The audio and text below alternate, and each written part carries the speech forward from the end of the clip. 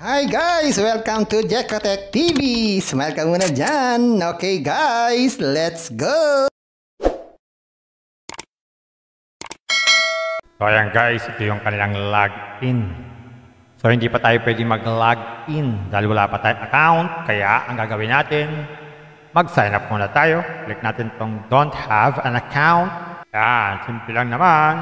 Yan, simple lang naman. Maglagay lang tayo ng phone number, password, tapos ulitin ang password, tapos itong verification code. Gawin na natin. Yan, ganyan lang. Click natin register. Automatic guys, lumabas agad ang mga investment na inaalok sa atin. Ang pinakamalit na investment na ating inaalok sa atin ay 300 pesos. So ay good for 100 days. So sabihin, 100 to, 100 araw na meron tayong rate of return na 31%. Pag naman daw po 500, 100 days din, 32 days din, 32% din ang return rate. Susunod, 1K na. 33% naman to, 100 days din. Sunod ay 3,000 na o 3,000. 35%, 100 days din. Gagawin lang, click lang itong amount. Buy. Yan, via GCash, maglalogin tayo. Next. Yan, scan itong QR code. Pag na-transfer na natin, pwede tayo mag-invest, pwede tayo mag-withdraw every day. Diba pa nga? Tingnan natin. At meron pa ditong ibang libre. Ito sa order.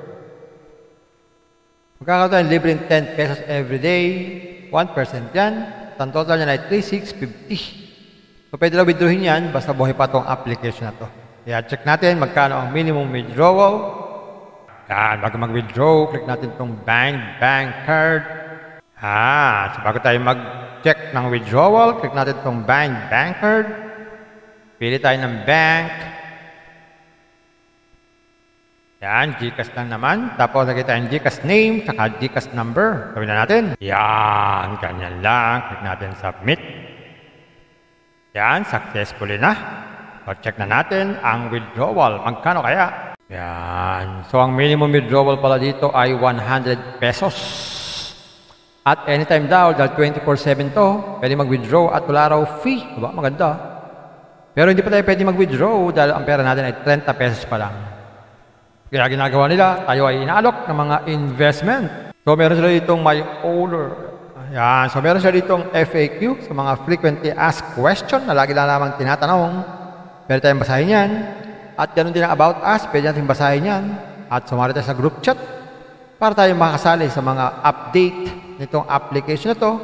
At tumawag sa customer service in case na meron tayong problem sa ating account. At mag-log out na lang pag pangit na kayo sa application na to. So ayan guys, automatic ito. Mapupunta ito sa risk taker. Kung kayo ay mga risk taker, pwede sa inyo itong application na to.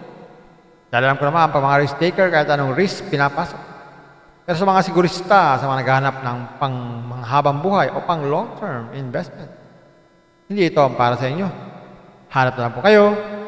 Pampaalala, ang ganitong mga application, minsan tumatagal, pero minsan sandaling-sandali lamang. Kagaya itong application na ito, ang hula ko dito, tatagal ito mga 4 to 5 days. Pag sumobra dyan, swerte na tayo. Kaya maging mag-ingat sa ating pag-i-invest. At kung wala kayong pag-invest,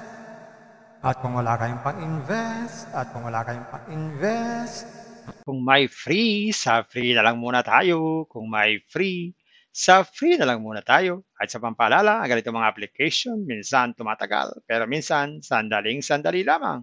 Kaya maging maingat sa ating pag-invest. Paring paalala, sabi po sa 1 Timothy chapter 6 verse 10, for the love of money is a root of all kinds of evils, is true this craving that some have wandered away from the faith and pierced themselves with many pangs. Totoo po ito.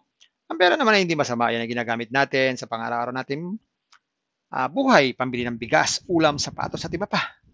Pero ang babala dito ay yung pag-ibig sa pera. Pag tayo po umibig na sa pera, maaari tayong makagawa ng sari-saring kasamaan. Yan po ang kinauugatan, yung ating pag-ibig sa pera. Kaya ito po ay isang babala dahil ang ating ibang mga kasama natin ay nawala na sa pananampalataya. Mas pinili nilang ibigin ang pera. Hindi na natin alam kung nasaan sila. Kaya pinag-iingat po tayo dito. Mag-iingat po tayo sa pag-ibig sa pera. Bye-bye. Ingat lagi sa pag-invest. Bye.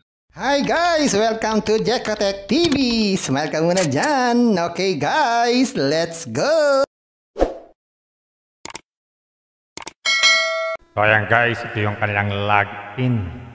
So hindi pa tayo pwede mag-login dahil wala pa tayong account. Kaya ang gagawin natin, mag-sign up muna tayo. Click natin itong don't have an account.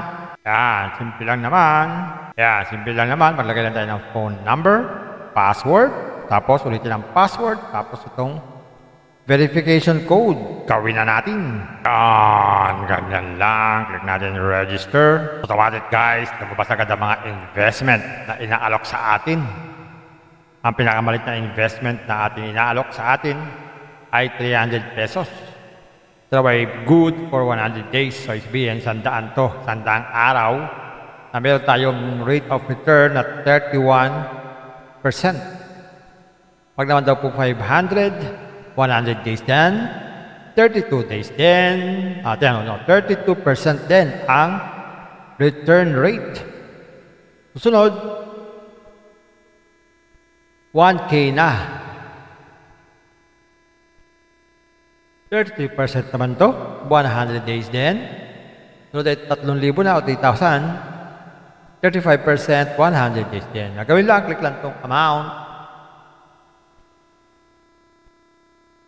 Buy. Via GCash, maglalogin tayo. Next. Yan, scan itong QR code. Pag na-transfer na natin, pwede tayo mag-invest, pwede tayo mag-withdraw every day. Diba pa nga? Tingnan natin. At meron pa ditong ibang libre. Ito sa order. Magkakaroon tayo libre 10 pesos every day, 1% yan. Ang total niya ay 3,650. So pwede na withdrawin yan, basta buhay pa itong application na to. Kaya check natin magkano ang minimum withdrawal. Yan, bago mag-withdraw, click natin itong bank card.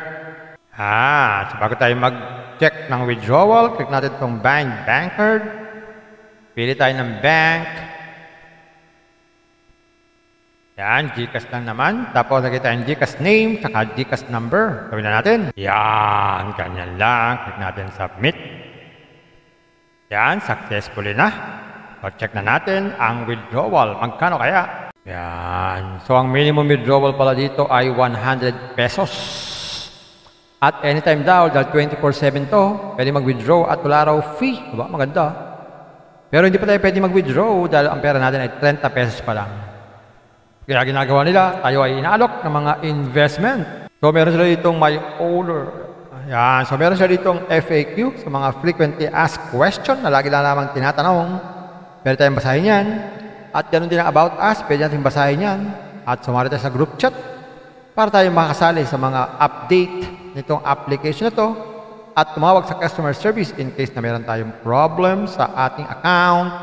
At mag-log out na lang pag pangit na kayo sa application na to. So ayan guys, automatic ito. Mapupunta ito sa risk taker. Kung kayo ay mga risk taker, pwede sa inyo itong application na to. Dahil alam ko naman, pag mga risk taker, kahit anong risk pinapasok. Pero sa mga sigurista, sa mga naghahanap ng pang habang buhay o pang long-term investment, hindi ito ang para sa inyo. Hanap na lang po kayo. Pampaalala, ang ganitong mga application, minsan tumatagal, pero minsan sandaling-sandali lamang. Kagaya itong application na to, ang hula ko dito, tatagal ito mga 4 to 5 days. Pag sumobra dyan, swerte na tayo. Kaya maging mag-ingat sa ating pag-i-invest. At kung wala kayong pag-invest,